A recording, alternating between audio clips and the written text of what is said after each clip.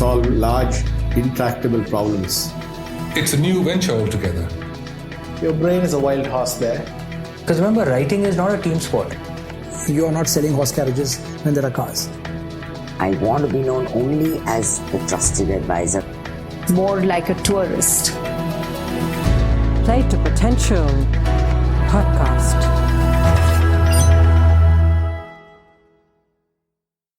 Sometimes they think that, organizations, as people go to the top, must become more rational and more sensible, and these people have such power. And I'm like, no, right? They become much more political because there are no right answers to the level of problem that those leaders are grappling with. And it really becomes judgment, but also alliances and support. And, and a related thing that I would hear people say sometimes who took the course, they'd say, I hate politics. And my answer would be, get over it, or be a fatality, because, and I have my little jokes about this, Deepak. I'd say, look, if you want to describe it as building alliances in support of getting important things done, if that makes you feel better, by all means, embrace that framing, but don't kid yourself that you don't need to do it. Welcome to the 45th conversation at the Play to Potential podcast. This is your host Deepak Jayaraman here.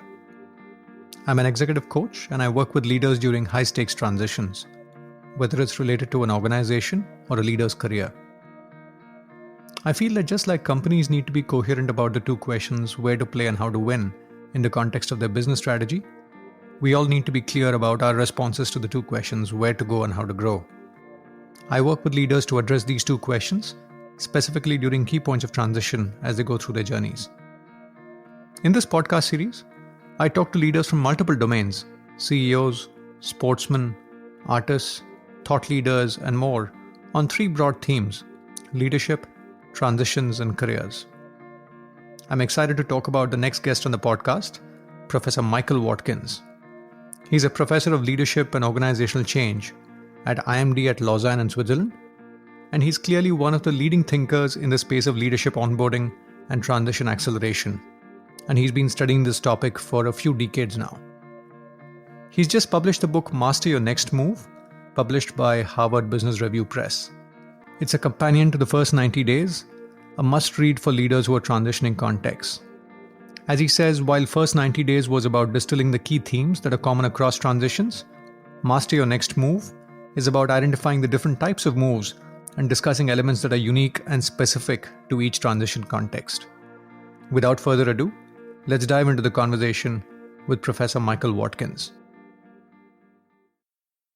Michael, thank you so much for making the time. Really excited to have you on the Play to Potential podcast. Delighted to be here, Deepak. And congratulations on the recently published book, Master Your Next Move. How's the book doing? It's doing great. It's really gratifying to see it come out. It's, it's basically a companion to the first 90 days. So, very exciting. Lovely. We'll get to the book in a couple of minutes, Michael. But before that, in this podcast, I like to inquire about people's journeys. I'd love to maybe start by talking about how you started focusing on transitions in your journey, in your research interests. When did this come about? Talk to us a little bit about how did you stumble upon transitions as an area of focus?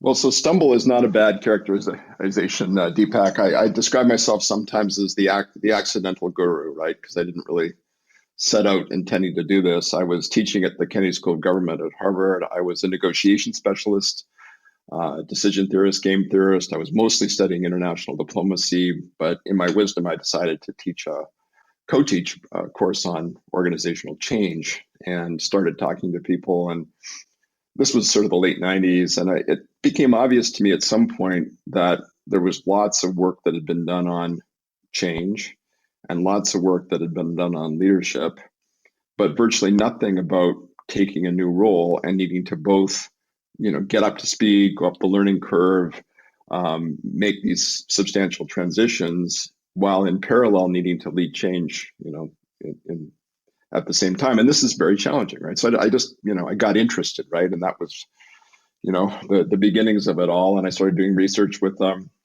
with a colleague named Dan Champa. We wrote a book called Right from the Start that was published in the late 90s. And then I got contacted by Johnson & Johnson to start doing some work with them with leaders on transition and building some programs and coaching some leaders.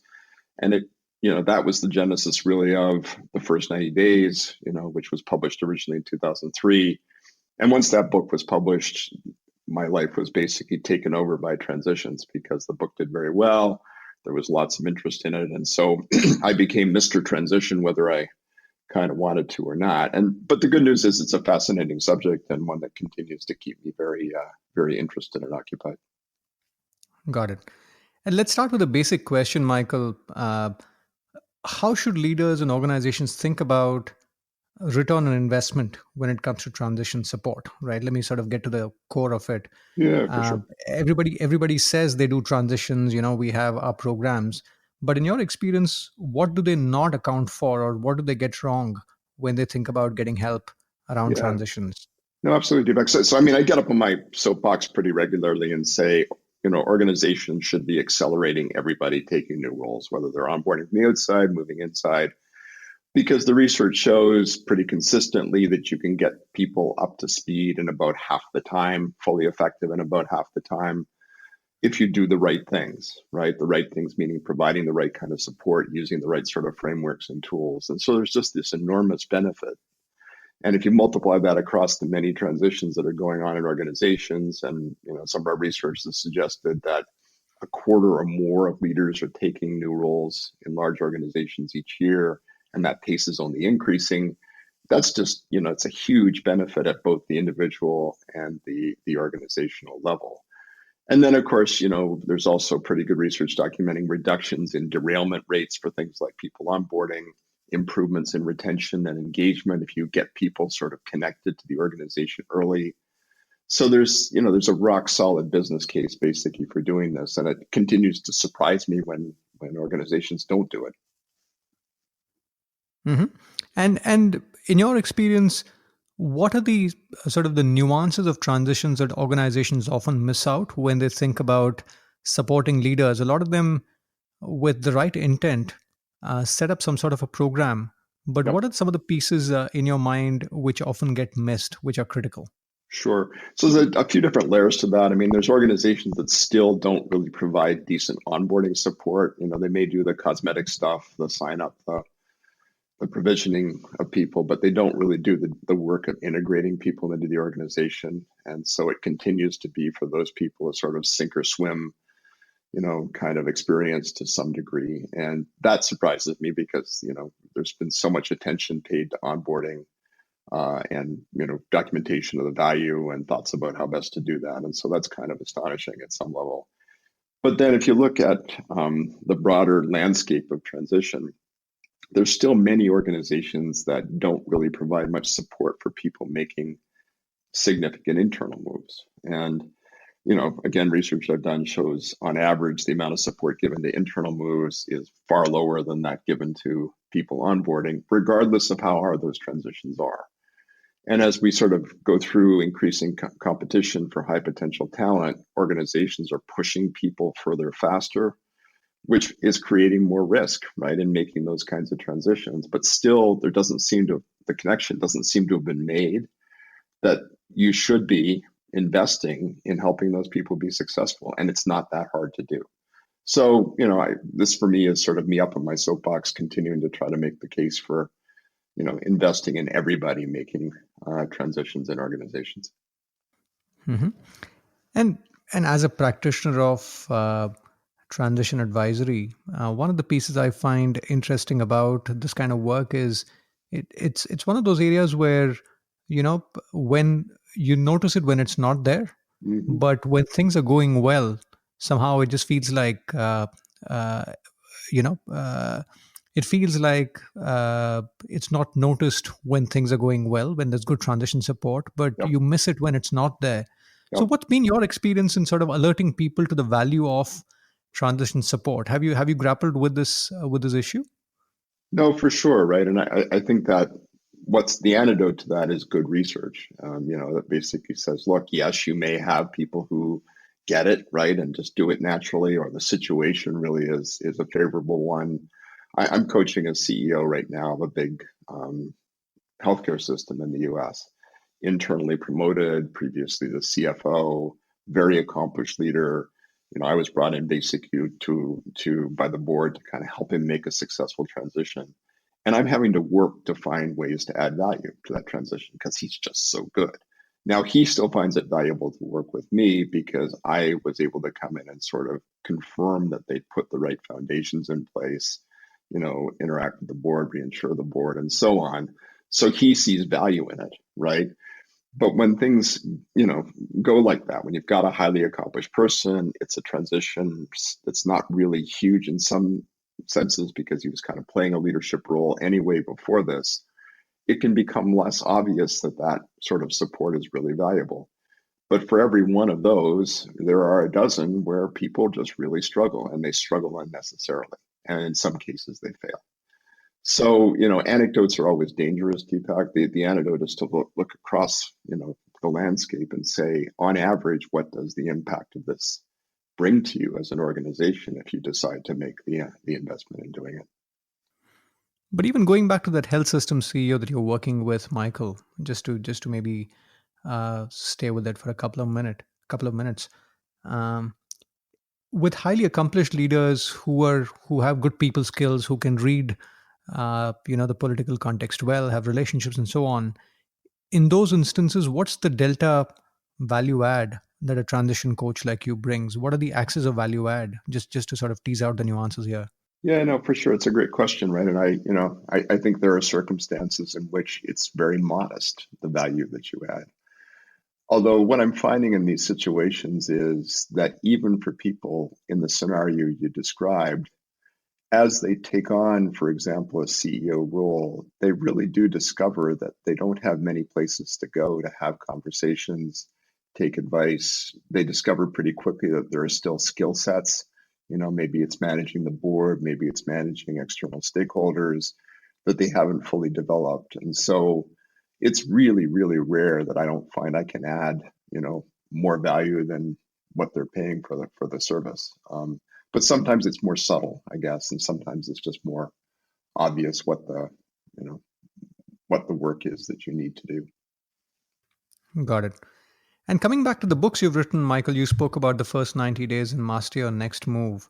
Talk to us a little bit about your journey in writing those books and just the evolution of your thinking process, which led to these books. Yeah, for sure. So the first 90 days was published in 2003 originally. And what I was trying to do there was basically lay out a set of principles and frameworks and tools that would work in any transition that any leader was going through, right? So this is kind of the general principles, the general theory of transition, but to a substantial degree, the reader was left to sort of work through how should I apply those principles given I'm going through this kind of transition, I'm being promoted, or this kind of transition, I'm being onboarded. And I offered some clues to that, but I didn't go very deeply into it. And, in 2012, second edition of the first 90 days, that was really an update because leadership had changed to a degree, technology had changed to a degree, speed, already had become more of an issue. I had learned a bit more, about how to do this. And so there was a pretty substantial upgrade of the first 90 days, but it was still a set of general principles,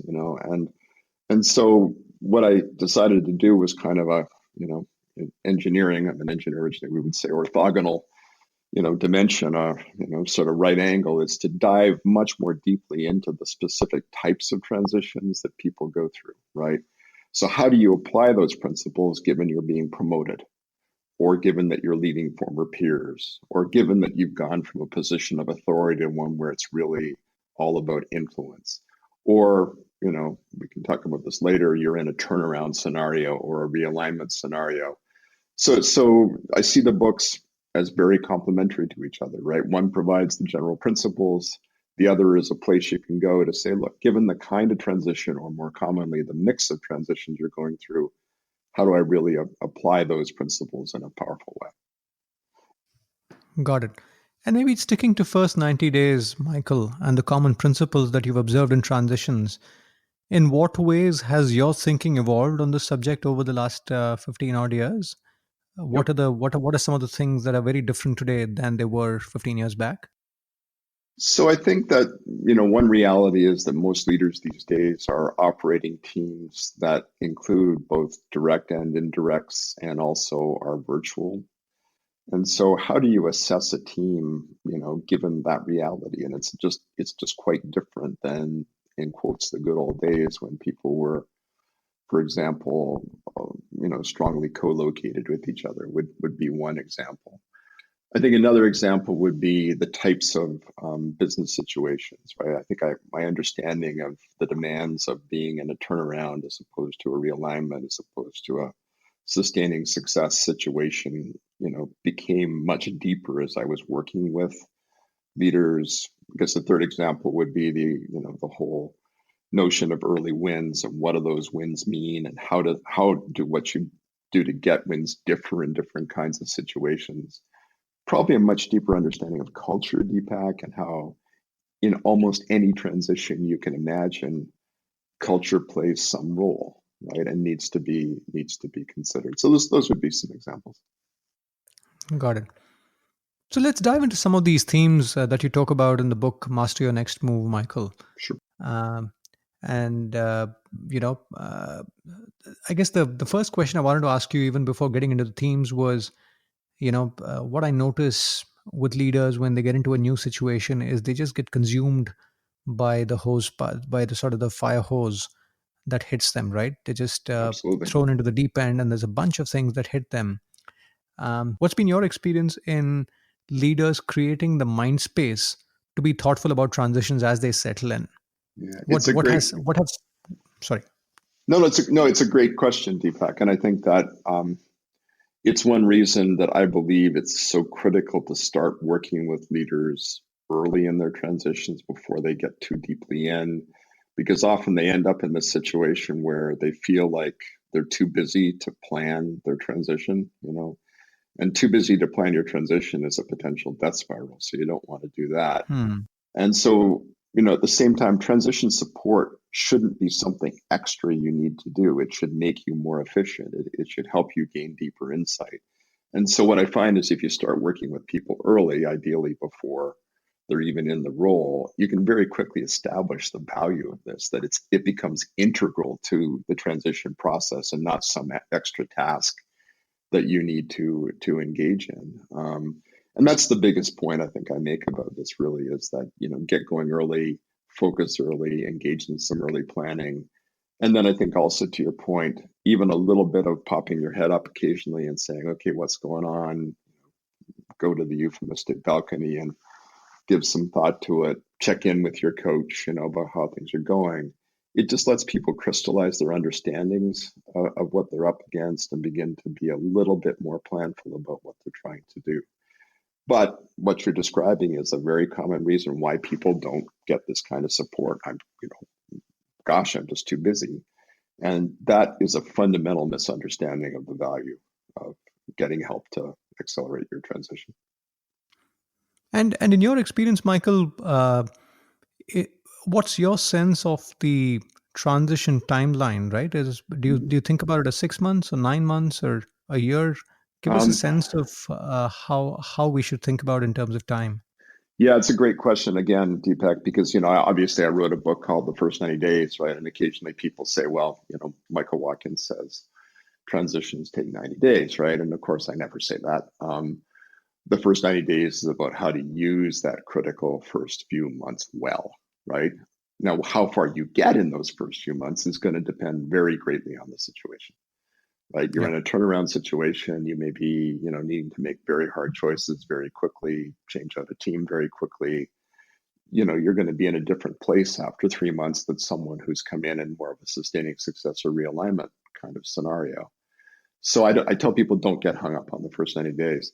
What I would say, and I think this gets to your point, is I think a year is a really good time frame, right? Because there's still learning to be done far beyond the first 90 days. And unfortunately, organizations often do sort of provide a lot of support intensively upfront, and then it's nothing, right? And so And so it's like, oh, I've got all the support and that was great and fantastic. Oh, where did that all go? Right. I'm on my own, good luck and God bless, as we would say. Right. So when we structure, for example, our transition coaching engagements, they're always at least 6 to 9 months. And for me, I coach pretty much exclusively CEOs these days. They are 9 to 12 months because it really is that long before someone is fully, seated, if you will, in the new role.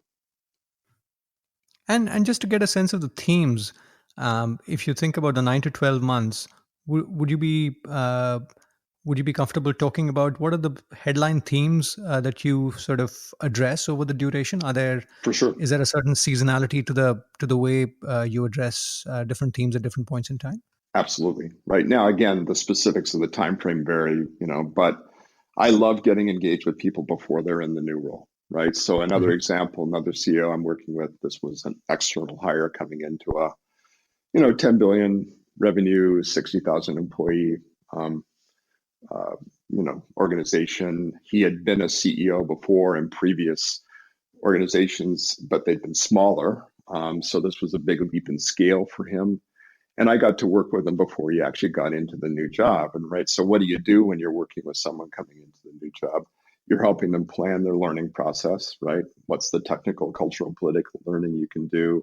How can you jumpstart that learning, right? To begin to, get up to speed with the organization. What sorts of connection can you make with key stakeholders beforehand? I often do interviews with some of those people to help, deepen that understanding. And then there's a critical piece about how are you going to arrive in the organization? What's your key messaging coming in? How are you going to begin to connect and communicate? It gets down to the level of detail of, let's look at your calendar for the first, 6 weeks and just talk about where you're going to be, right? And how you're going to basically arrive and show yourself what your arrival posture, that's the term I use when I work with leaders. What's that going to be? And so with this particular CEO, we spent a lot of time doing that. What's critical in that, Deepak, sometimes, and it was very much the case with this CEO, the organization was really trying hard to support his arrival, right? And with the very best of intentions, they had completely filled his calendar, for the first month with stuff, right? And so he had a calendar full of stuff. And I said, I sat down and looked at the calendar and said, we're going to rip this up and start over, right? With due respect to the organization. And with the need, by the way, and we can talk about this later if you want, to build partnerships with people in the organization to support those transitions. For CEOs, it's communications, it's HR, it's the board. You need a support team, but you also need to really, be somewhat forceful about, deciding how that person is going to, spend those first critical, few weeks in the role. And I shouldn't say, decide, but work with them to really proactively define what they need to do and take control of it early. And then I think the early months are often initially about learning and connecting, right? But again, it depends a lot on how serious the issues are.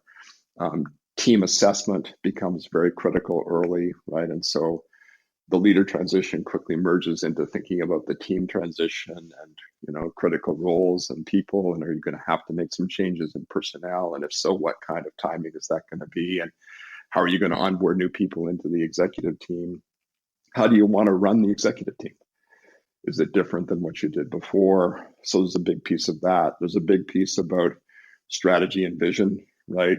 Because typically the leader is coming in and wanting to put in place a new strategy and vision, especially if they're coming in from the outside.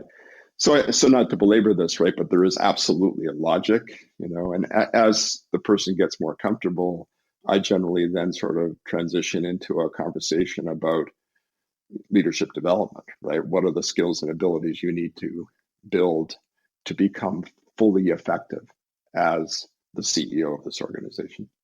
So it's sort of that sort of thing, Deepak. I don't have it's day 32.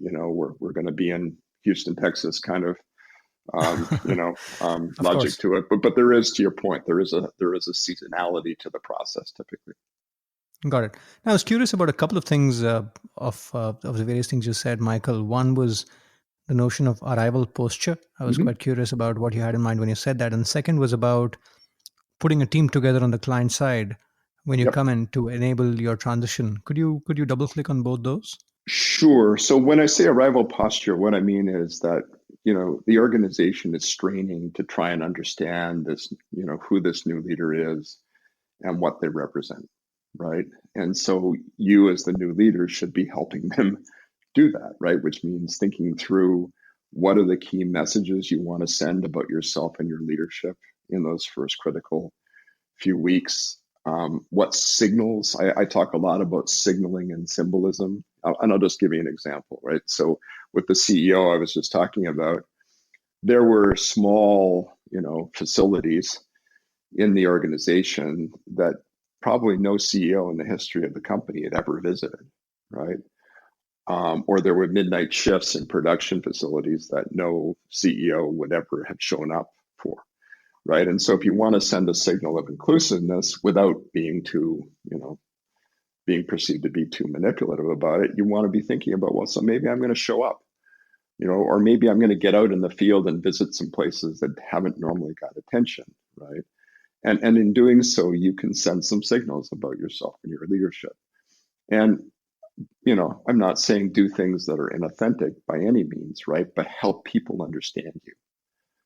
That's something you can do very early, knowing almost nothing really about the organization. Does that help, Deepak? Does that give you a sense of what? I think that's exactly what I had in. I think that clarifies of, I guess, rather than just showing up, being thoughtful and deliberate about how you want to, how you want people to see you as you arrive. Absolutely. And then on the transition support team side within the client, I hate the term at some, but it takes a village to support a new CEO coming on board, right? There's going to be key people in communications with whom you need to engage. What I find, pretty consistently is it's rare that even the best communications people in organizations have had experience with the communication associated with, a new CEO, and sometimes the current CEO departing in tandem. And how do you sort of manage that so you can add some value there?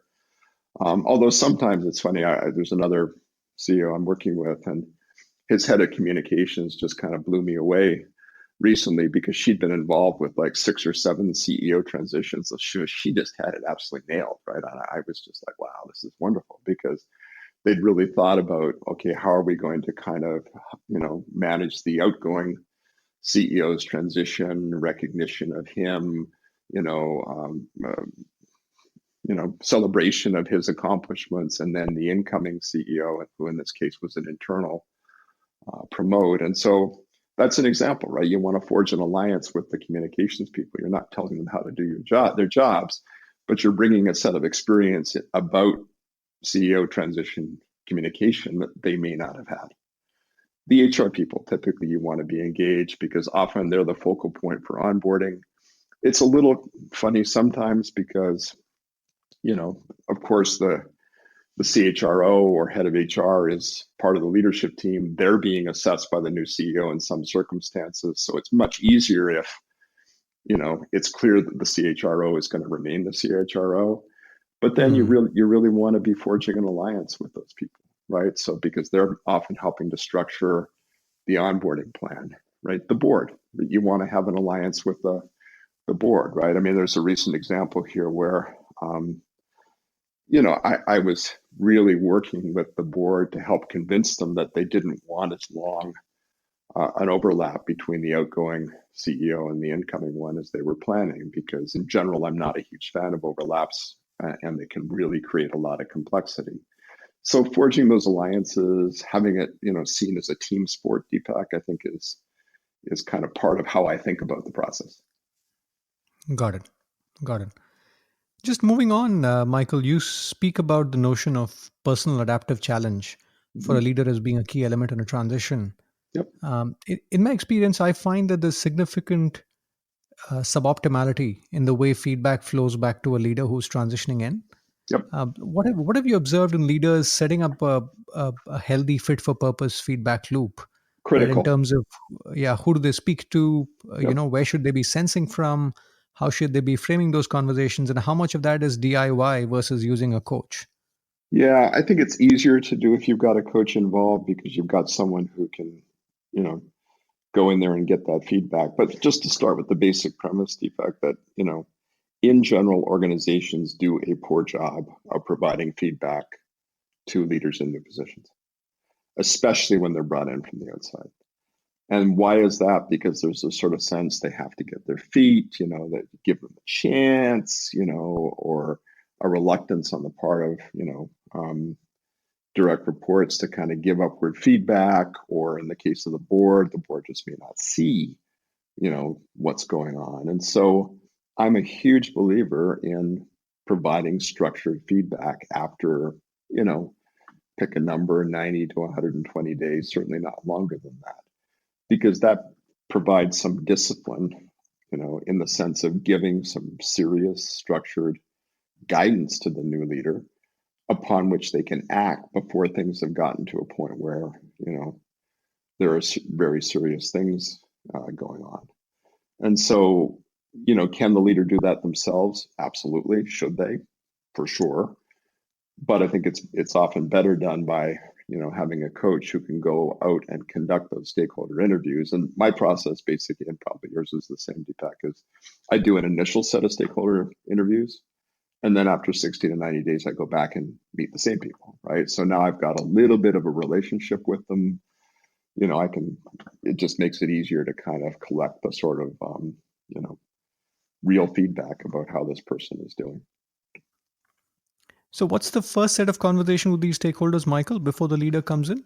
I get the 90-day conversation or 90 or the 120-day conversation. What's the day zero conversation with these stakeholders? Sure.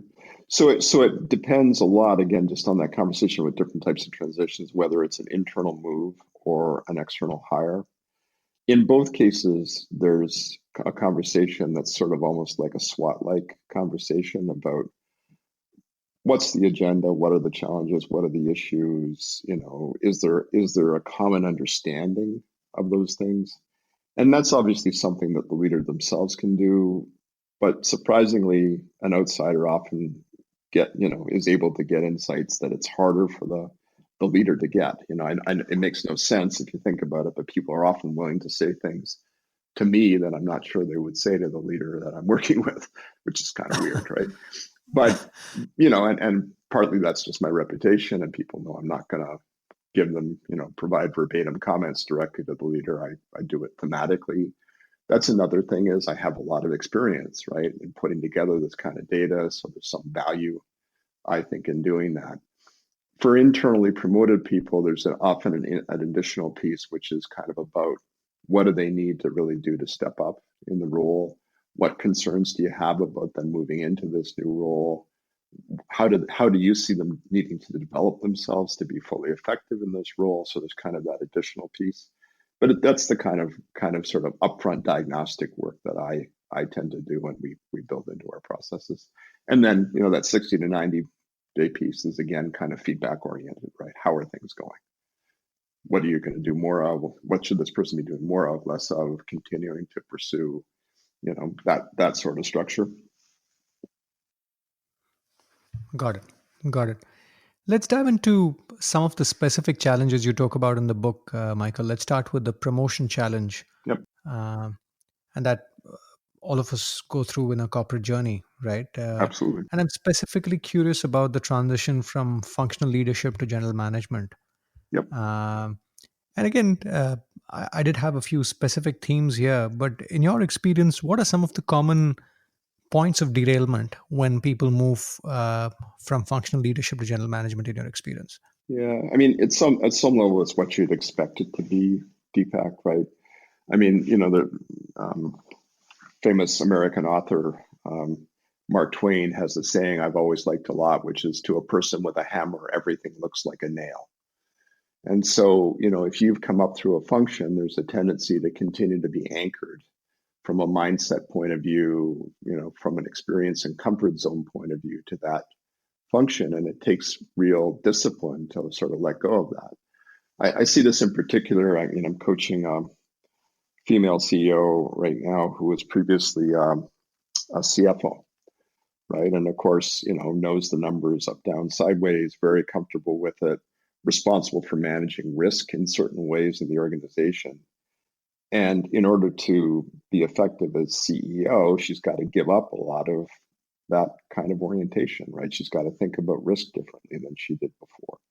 She's got to think about the organization as a whole and its trade-offs and kind of maybe lighten up a little bit on the financial perspective. And she needs to have someone in that CFO role that she trusts, so she's not tempted to kind of become the shadow CFO and rather than the CEO.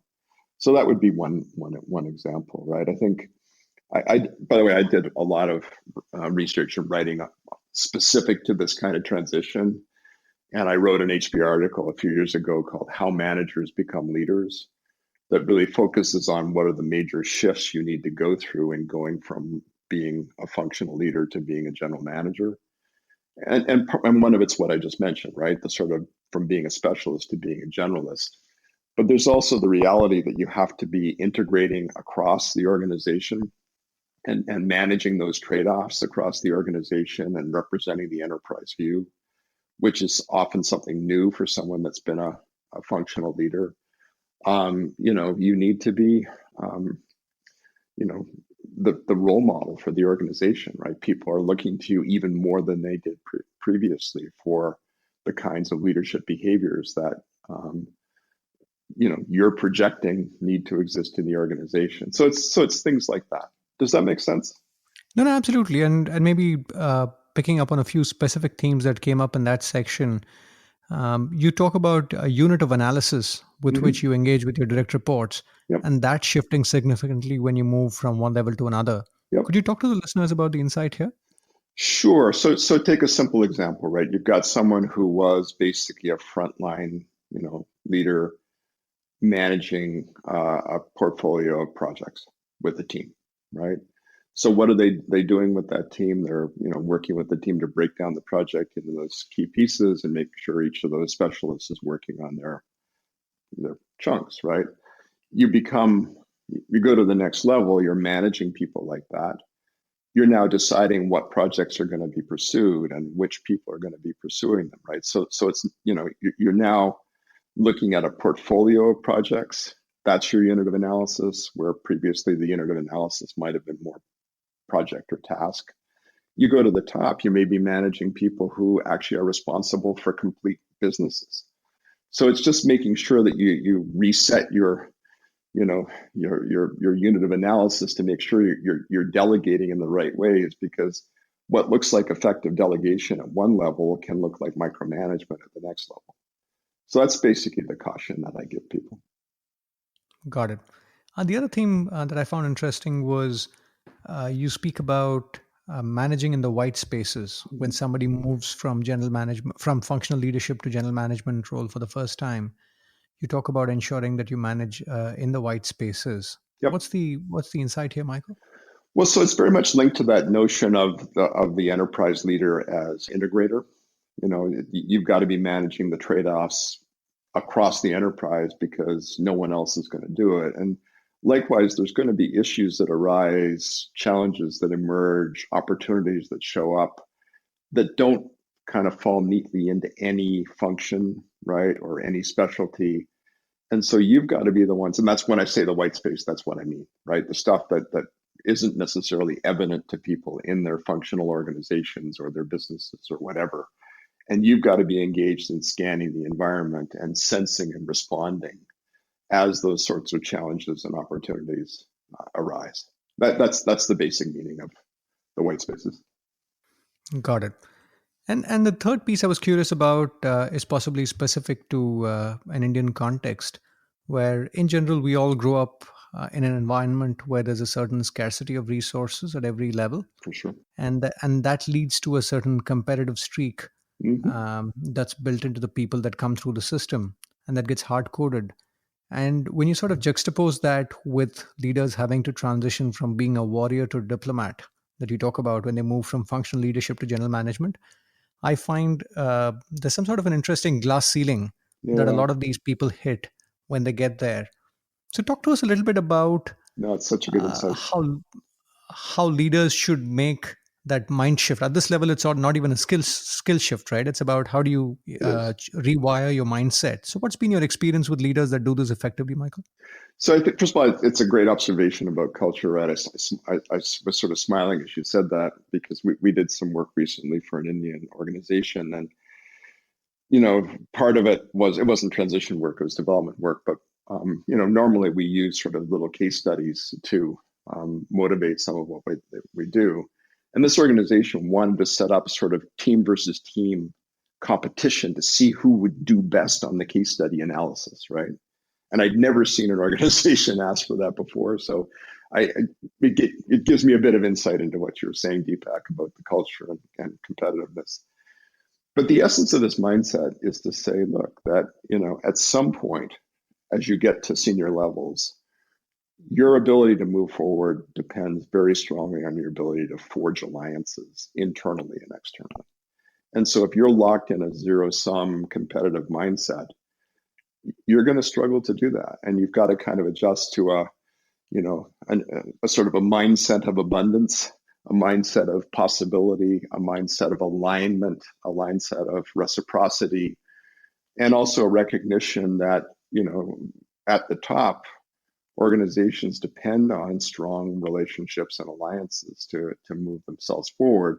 And certainly as you look into the external environment, the ability to shape the external environment, complex political, social, and other challenges, really rests on your ability to navigate, diplomatically through those thickets. I'll give you a specific example. I'm working with a leader who took on basically the responsibility for a global public health portfolio in a large pharmaceutical company, including multi-drug resistant tuberculosis. And this person had previously been, running commercial, responsibilities for, significant drugs, and that's a very competitive, thing to be doing. And all of a sudden, he was thrust in this environment where there were all these NGOs and governmental agencies and quasi-governmental agencies. And there was a real kind of shock initially of, oh my goodness, how am I going to do this, right? And I mean, the good news with that situation was I do come out of a negotiation and diplomacy background. And that's part of why the chapter on building alliances is in the first 90 days. But it is a mindset shift to begin to think diplomatically, right? To become a corporate diplomat.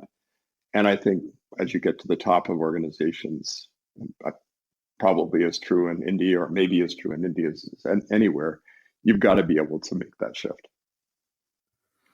And in the book, you also talk about the distinction between alliances and relationships. Yep. Could you talk to listeners about what's the nuance here and what people often get wrong here?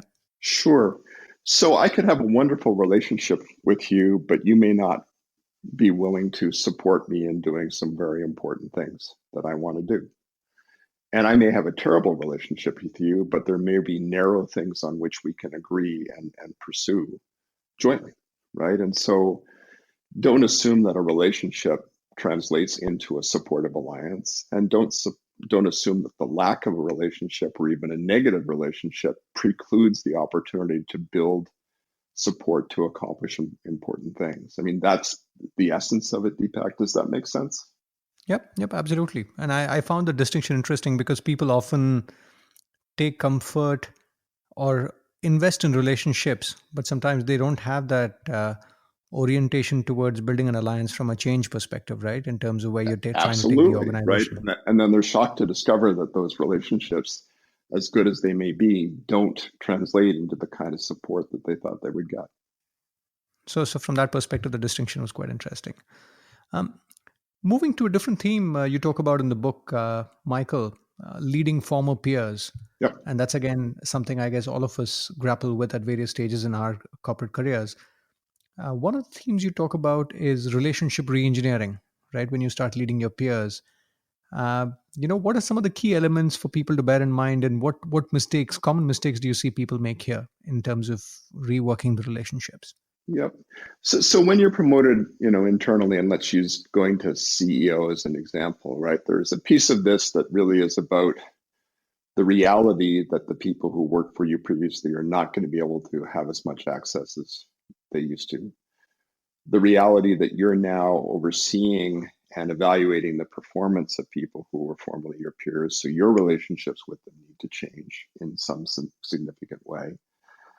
And if you don't sort of embrace that reality, you can get yourself into a lot of trouble. And it can be subtle. It's quite interesting.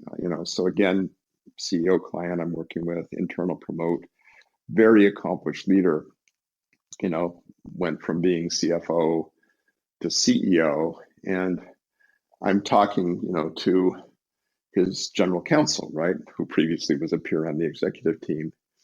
And she said something very interesting. She said, I caught myself yesterday, this guy, let's call him Anthony, right, made a request for me, of me to do something. And if it had been the previous CEO, I would have snapped to attention and done it. But because I know Anthony and I know, sort of the way he operates, I didn't react in the same ways, right? But then I realized, wait a minute, he's the CEO, right? Doesn't he deserve the same amount of responsiveness as I would give to the previous CEO, right? And so, it's a small example, but it's an interesting one, yeah. And likewise, I think that the risk of continuing to operate sort of more like a super peer than as a true leader, that can create real problems for people, right? So I'm really counseling people. How do you sort of step up? How do you promote yourself? How do you fully occupy that role? And what does that mean, oh, by the way, for the relationships you had before, which almost certainly have to change in some substantial ways. And you talk about the tightrope between being a Napoleon versus being a super peer in the book as well, right? Which I found interesting. Absolutely, yeah. No, and it is a tightrope, right? Because, you don't want to be coming in, thank heavens I'm finally in charge, clear the decks, salute as I go by. But on the other hand, you do have to step up in a way that demonstrates that you're operating from a position of reasonable authority, given the new role you have. And you also talk about leaders having to be hard on issues and soft on people. I found that distinction quite interesting when they start leading peers. Yeah. And what's the key insight here in terms of how people should think about settling into a role Absolutely. which includes leading several peers? So one risk you face when you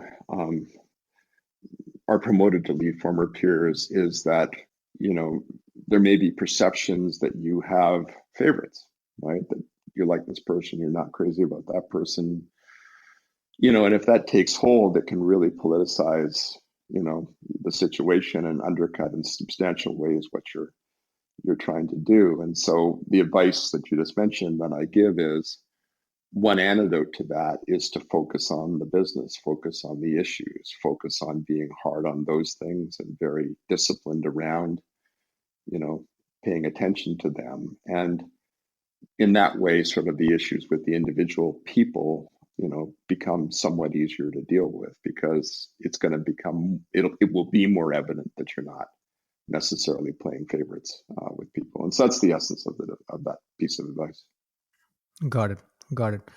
And I found one specific example quite interesting. You talk about a cafeteria situation where you have former peers seated in a certain section of the cafeteria, Yep. and the new peers seated elsewhere. What do? Yep. It sort of brought to life the real conundrum that leaders often face. Yep. So, using that as a metaphor, what are some of the watchouts in weaning from the old set and breaking into the new set as people get into the situation? No, and it's a fun little, sort of a thought experiment to think about doing that, right? And I think that the answer almost certainly is, if not immediately, pretty quickly, you should be sitting with your new peers, right? But you need to manage that in a way that's, reasonably deft, unless you want to be sending a different signal, right, intentionally in the organization. But you still want to be acknowledging people. You don't want to be perceived as disconnected or dismissive of that group of people in the process.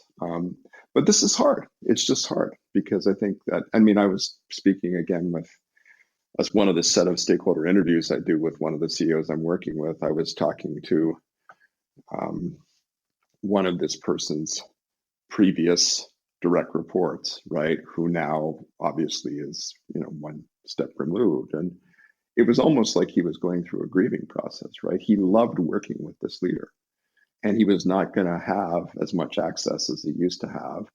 And the new person in the role, as his boss, was an interim and maybe not the same necessarily quality or character of person. And so it's there's nothing easy about it, right? It's just really challenging.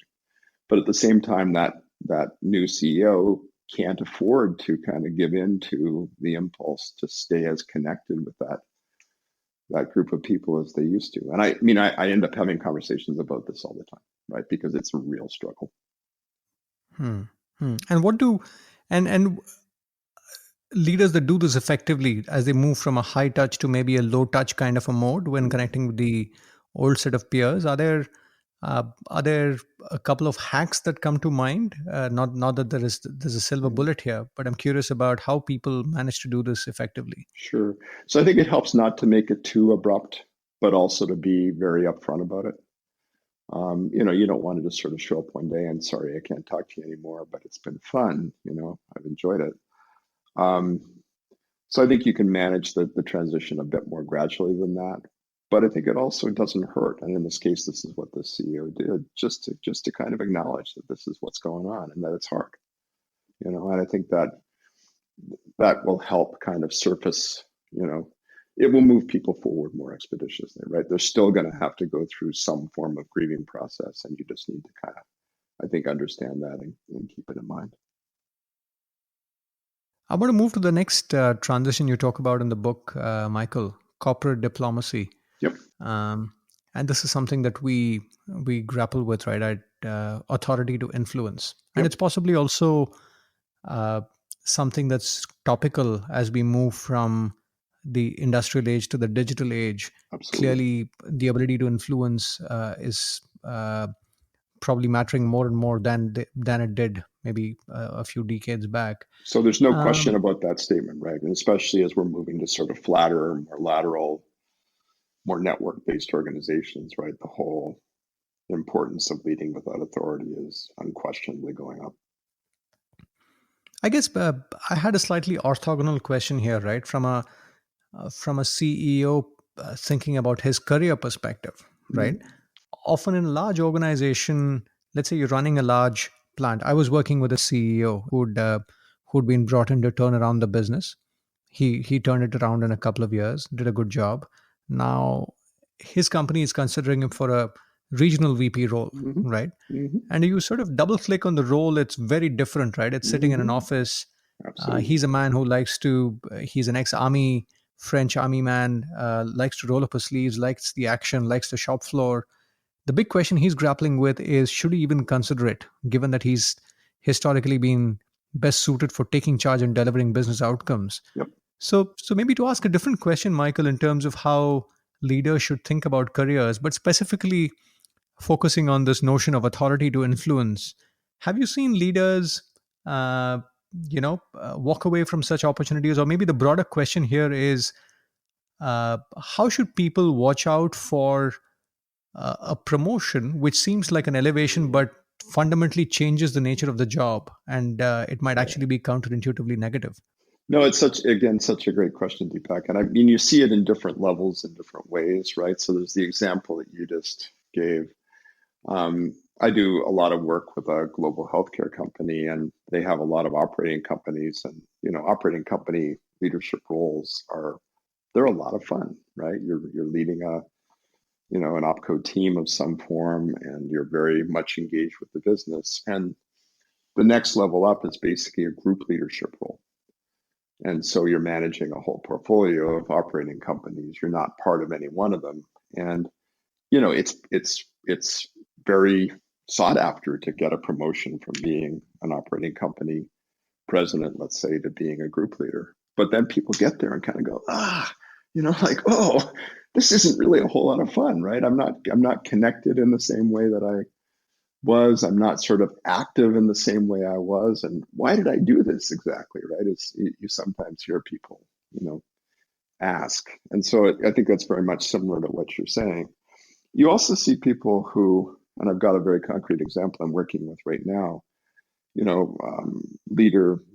female leader in this case, who was running a country operation for, a large medical device company and very successful, right?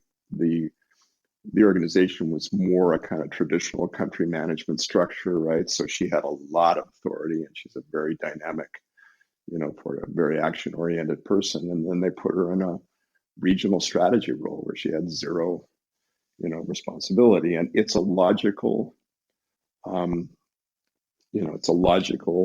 way station to even higher levels. But she struggled mightily, right, with the fact that she didn't have any of the levers to pull that she used to have. So, I think, first of all, that's just the nature of the beast in terms of the transition. Whether or not you decide to do it, look, I think it's very hard for ambitious people to say, okay, I'm gonna, not do something which probably is a prerequisite to getting to even higher levels.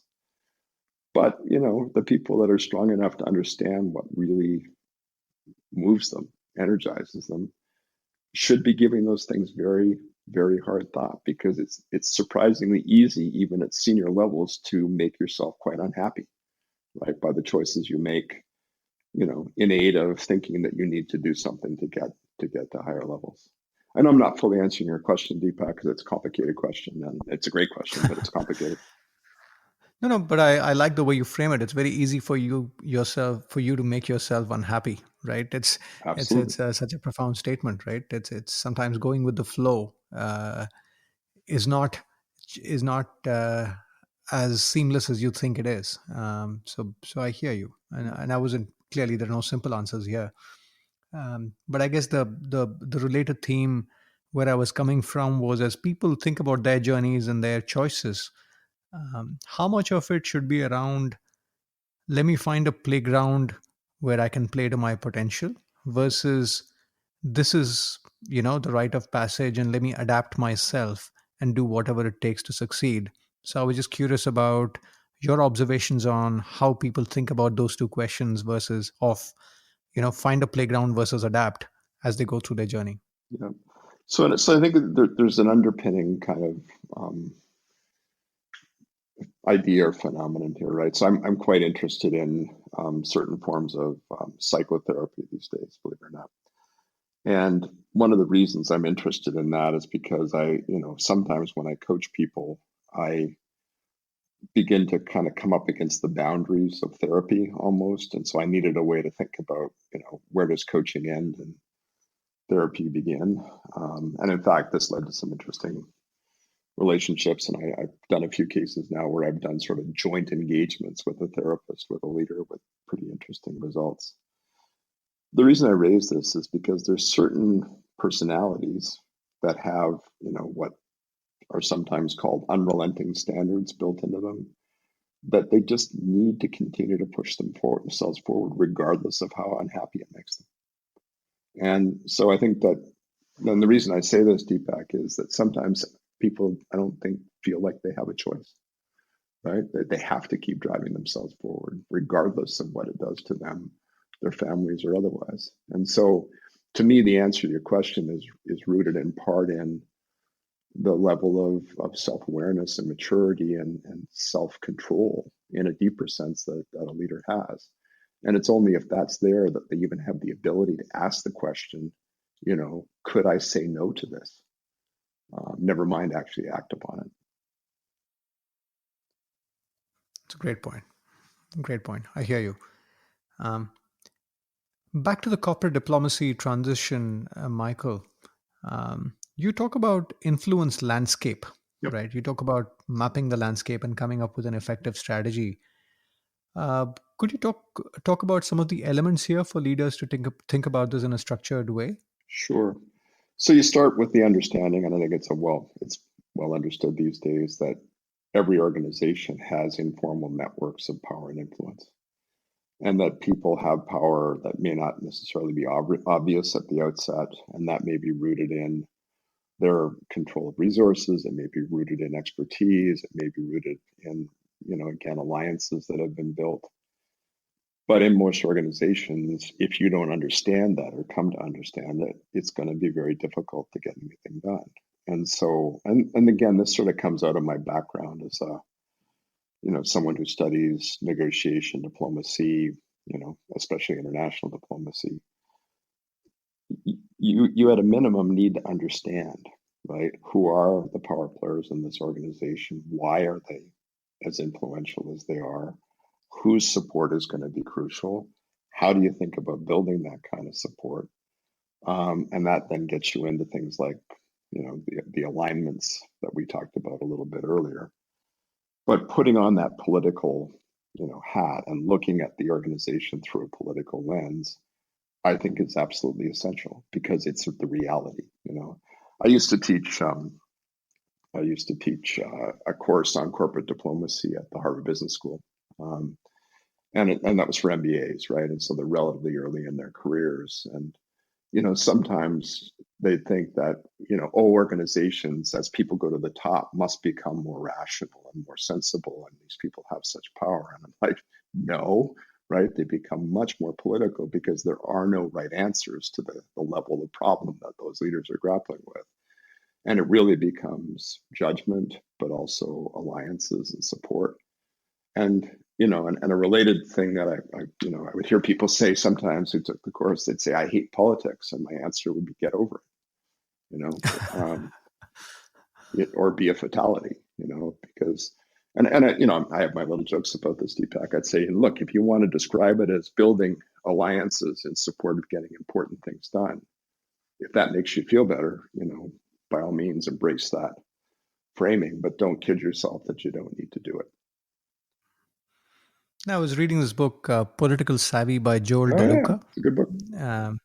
And he talks about people's mental models, right? There is a group of people who see organizations as rational systems, Mm-hmm. and there's a group of people that see organizations as people systems. Mm-hmm. And, at some level, as you said, fundamentally, any group of people together, working together, are going to operate more like a people system, right? Absolutely. And you need to know how to work that system. Yeah. And it's a mental model issue. More than anything else. I find, by the way, that it's the engineers that struggle the most with this, right? Because they have such strong technical systems training, and sometimes they're not as fully in touch with their own emotions, right? And so they can really run afoul of this sort of thing.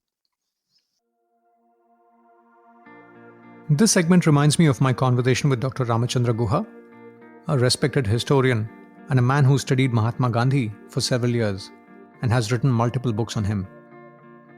When I asked him about how Gandhiji transitioned from South Africa to India, this is what he said. Gandhi once talked about taking one step at a time. Mm-hmm. So he was an incremental reformer. He wasn't a man in a great hurry. He wanted to understand a society, a system before seeking to improve it or transform it. And his non-violence comes from that. His open-mindedness comes from that. And he comes back to India in 1915, spends a year looking around India, looks a little more. In 1917, organizes some localized satyagrahas, and only in 1919, after 4 years in India, he launches his first movement at an all-India level, the Roll March. So that he has that sense of soaking in the country and its diversity, coming to grips with it before trying to change it. Now, India is a complex country, and it can take up to 4 years to form a nuanced picture of what's going on before you start driving change. But you get a broad idea. Ensure that you understand the nuanced picture of the influence landscape in the new organization and win some small fights before you start moving forward and start launching a crusade. If you find the podcast of value, do rate and review on iTunes, Spotify, Google, or the podcast platform where you consume this content. Do also share it with leaders who might find this of value. Now, let's get back to the conversation with Professor Michael Watkins. And moving to the other challenge you talk about, Michael, onboarding challenge, Mm-hmm. right? When leaders come into a new organization, I'm curious about the notion of decoding the culture, Mm-hmm. right? Especially some of the hidden elements of culture which often are not visible on the surface. Yep. So can you share your insights on what could leaders do to be effective in the way they decode the culture when they come into a new organization? Well, I think the process has to begin before you even arrive, which is asking people through the process of recruitment about the culture of the organization. What are the real rules of the game? How do things really get done there, right? What gives people influence? What sorts of, behavioral norms operate? And you can get into a few little dimensions that help you think about this, right? One example is decision making. Is this more a consensus-based organization where you need to, touch base with all the key stakeholders, or is it more a more authoritative kind of model? Meetings are my favorite sort of, as an anthropologist, right? As an organizational anthropologist, it's like the watering hole, if you will, right? Of organizations where you can observe a lot about what goes on in organizations socially and politically, right? So, our meetings places where issues are openly debated, or are meetings places where understandings that have been reached in the meetings before the meetings are ratified, as an example. Processes versus relationships obviously are critical in terms of how you get things done. So it's things like that. Is it a culture that's more a culture of individual accomplishment, star culture, or is it more collective? And there are frameworks obviously that can help you think about this, but there's still no substitute for getting into the organization, engaging in that kind of observation. Sometimes it can help to find people in the organization that can help you understand what's going on. I think of them as sort of cultural interpreters, but there's no, magic fairy dust here that can help you, understand a culture instantly. Of course. And you also talk about the trade-off between degree of adaptation, where the leader assimilates into the new context, and the degree of driving change, Yep. where the leader asserts himself or herself in a new situation. Yep. Of course, it's contextual, but what have you seen leaders do effectively in walking the tightrope? Sure. So I use a metaphor for organizational culture, which is, I call it the organization's immune system, right? And like the human immune system, organizational culture is there in large extent to keep bad people and bad ideas from taking root. And so the risk, if you do things that are not cultural, is that you will be attacked by the immune system, right? And isolated, even digested, right? If you want to go further with the biological metaphor. So unless you're part of a critical mass of people that have the power to change the culture, and that's a big if, right? Then in general, what I recommend is you become enough a part of the place to win the ability to change the place. And that means, if you continue using my metaphor, doing a reasonable amount to fool the immune system, right? And not trigger things before you've established some credibility, established relationships, built a mandate, right, with others to drive the change process. It's very different if you're part of a group of people that are really there, maybe being brought in from the outside to really drive change in the organization. Right? It's a completely different dynamic when you're in that situation. So the advice I give there is more about the kind of the individual coming in, right? And there's organizations sometimes set people up to fail. And one easy way to set people up to fail is to bring them into an organization as, in quotes, a change agent, when there isn't really, consensus that change is necessary. I have my little jokes about this again, right? So, organization decides at some level intellectually, to your point, not emotionally necessarily, that change is necessary. So they hire a change agent, and the person comes in and, oh my goodness, they start trying to change things, like, oops, like we weren't expecting this, so, and then, the reaction begins. So I guess that's the essence of the advice, but it is a trade-off, right? Because the other thing is, you stay too long operating by the way the organization operates, the risk is you won't really drive the kind of change that's necessary. And maybe just trying to map it to a time clock. Have you noticed any trends in terms of, let's say, leaders moving from observe and assimilate mode to taking calls mode? Is it 90 days, or is it 6 months? Do you have? It's funny you said that, Greg, because I actually have never asked that question, Deepak, and it's such an interesting question. And 6 months just flashed into my mind. I can't tell you why I think that, right? But what I can tell you is 3 months doesn't seem like enough time to really have established a foundation sufficient to begin to drive that kind of change.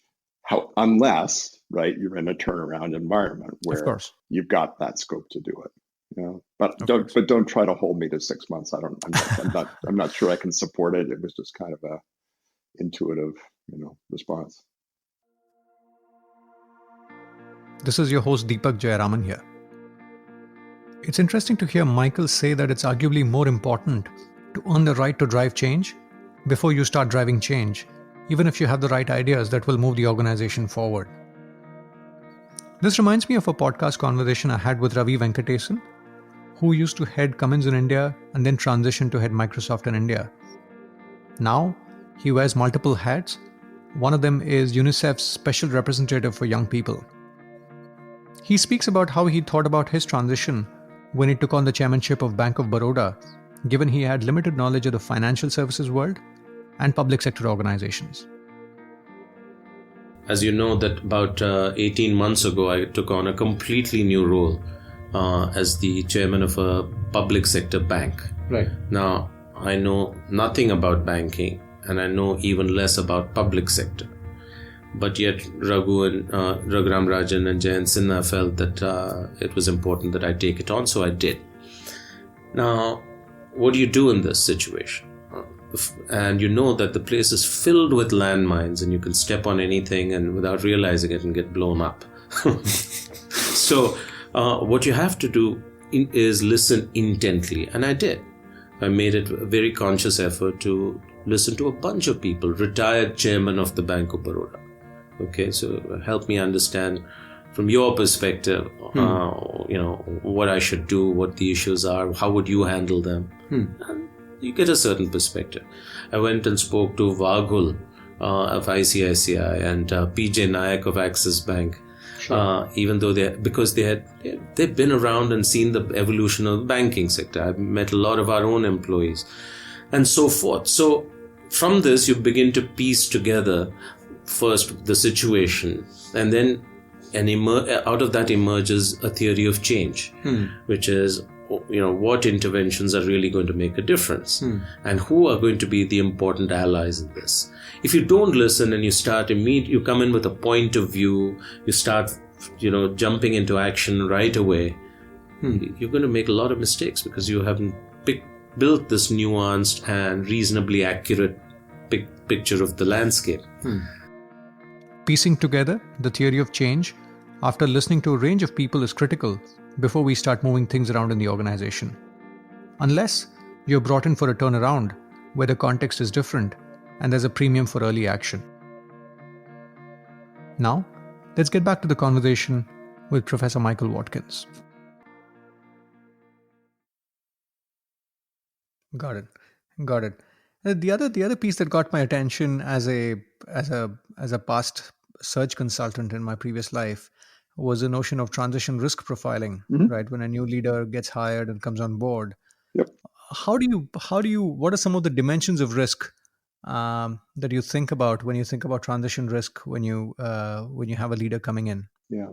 So I think the starting point is to really at least think about that, right? Because it's pretty clear that some transitions are harder than others and create bigger risks than others. And if you acknowledge that, then the obvious implication is you want to provide more of the right kind of support to riskier transitions because you're going to reduce the likelihood of underperformance or failure. So that's kind of where I start with that thinking. And then you ask yourself, well, what makes transitions more or less risky? Right? And one dimension I sort of fastened on, and it was the basis of the Master Your Next Move book, is how many distinct types of transitions are you going through? Right? So if it's just onboarding, that's different than you're onboarding and being promoted and moving your family to a new country. So, and it's only a rough measure of risk, but how many distinct types of transitions you're going through is one way to think about it. It's far riskier for an outsider to come into a realignment scenario than for an outsider to come into a turnaround scenario. So, I just want organizations to be thoughtful, right? If you embrace the idea of accelerating everyone, including people making internal moves, then the next step to my mind is think about providing more support where there's more risk. Again, I think that seems on the surface pretty logical, but then you need to operationalize that, right? How are we going to assess what kinds of transitions are more or less risky? And I just made a stab, right, with this, kind of what mix of transitions you're experiencing as a way to start to think a bit more deeply about that. Got it. And maybe just picking up on a specific trend that we see in India these days, right? We clearly are seeing a significant entrepreneurial activity. Bangalore, which is often considered as the Silicon Valley in India. Absolutely. Several entrepreneurs setting up businesses, and several businesses coming up to a point where they are transitioning from a startup to a scale-up. There you have young founders, often in their 20s and 30s, bringing in leaders who are possibly in their 40s, who've sort of been there, done that. Absolutely. This is like think about an Eric Schmidt coming to a Google or a Sheryl Sandberg coming to a Facebook. Exactly. And I find that transition quite fascinating.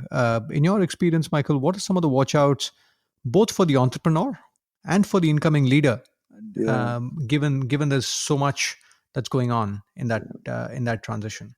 So first of all, you're absolutely right that, organizations do themselves transition between phases of development. And there's been some pretty good research on that, right? And the phase you're describing, or the phase shift you're describing, is, startup to accelerated growth. When that happens, typically, I describe it as kind of organizational adolescence, right? You kind of need to grow up and become more like your parents, but it's painful, to do that. And it means more structures, more systems. And that can be very painful for people who got into the startup world in part because they love the flexibility, they love the dynamicism, the breadth of everything that goes on. So, one risk is that they don't make that transition. They don't understand that they need to do that.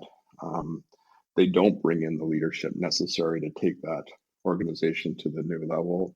Sometimes it's investors that force the issue, right, on founders, but sometimes it's not a possibility to do that, right? So I would start with, it's the wise young founder who understands that they need to bring in people with that kind of strong operating experience to take their baby, right, and scale it into something really substantial. I think it's also the rare founder that can make the transition through those stages of development to the point where there's really a large global mature organization, right? And so sometimes it's about recognizing when you kind of want to step out because you're not going to be able to be effective in the new role. So that would be a couple of thoughts on the founder side. On the more senior people coming in, right? What you want to be reasonably sure of, I think, is that you've got a founder and a board and others who are going to support what you need to do and not get, angry or undermining in some way or want to do things, and I, for some reason, Uber came to mind, right? Where, you can see, a lack of maturity in leaders that really is undermining. And I think as someone coming in, I'd want to have confidence that this young person is going to understand and appreciate what I'm going to do with his or her organization. Got it. Michael, just wrapping up, I'm curious about your take on transition coaching, right? While a good coach is a good coach, when you look at transition coaching experiences that have gone on well, what are some of the elements of either the type of coach or the coaching process that stands out that's led to successful transitions? What's been your observation here? Yeah, so I think they really are very different things, right? So I like to juxtapose transition coaching versus development coaching. And I think there's a very different set of skills required to do transition coaching than development coaching. And I think the process is very different. On the skill set side, you need coaches who can help the leader grapple with the business issues and not just the leadership style issues or the behavioral issues. So you may have someone who's a tremendous development coach, but doesn't necessarily have the depth of experience in business at senior levels to really help that leader grapple with some of the decisions that need to be made early on, when they're taking a CEO role, right? So there's this balance of business acumen and coaching ability that I think is different in transition coaching than it is in development coaching. Now, you absolutely see people who do both, right? So don't want to say you can't do that. And then process-wise, if you think about a standard development engagement, there's often some upfront assessments or psychometrics or other things that go on, and then there's definitions of goals, and then there's regular sessions where you're kind of working on these things. I mean, that's a caricature of the process, but you understand what I mean. Whereas transition coaching is much more intensive earlier, right? There's much more about putting in place pretty solid plans. It's, I often spend full days with clients early on, engaging in that sort of thinking. So there tends to be more front-end load, I find, to the transition coaching process, and there's more structure in the process and more tools, planning tools in the process that I think is typical in most development engagements. Got it. And just wrapping up, Michael, you've been studying transition for several years now. What elements of transition are you curious about these days, given your evolution in this space? So more and more, I've gotten interested in the relationship between leader transition, team transition, and organizational transformation, and how they really connect with each other, right? I mean, I'm quite interested in executive team development these days because almost inevitably when you're working with senior leaders, you're very quickly working with them and thinking about assessing and transforming their teams. And that can often then lead to work in organizational transformation. So that axis is pretty interesting to me. I guess the other one is just more about transition is becoming so frequent now that it's virtually a kind of continuous thing. And so how do you put a system in place in organizations that helps accelerate that constant transition that's going on? So it doesn't become kind of just an occasional thing that happens, but it's part of the core culture almost to really, speed up those many transitions that are going on. So that's a couple of areas I'm interested in these days. Got it. Michael, it's been an absolute pleasure talking to you. Thanks so much for appearing on this podcast and for your insights. Delighted to do it, Deepak. I really enjoyed the conversation. Thank you. Hope you found this podcast purposeful. When I look at my experience as a search consultant at Egon Zehnder and now as a transition advisor, I find that there are 3 or 4 broad areas where organizations and leaders often get wrong when they think about transitions. Number 1, they often see this as an HR problem and not really as a business problem. And I often say the real question to ask is, what's the business value at risk if the transition doesn't go well? I want to pause and repeat this. What is the business value at risk if this doesn't go per plan? And this should ideally include the time lost when the leader is here, the loss of business, the time, cost, and the organizational bandwidth, most importantly, in recruiting another leader, the loss in reputation for the organization and the leader, which could hurt over the long term.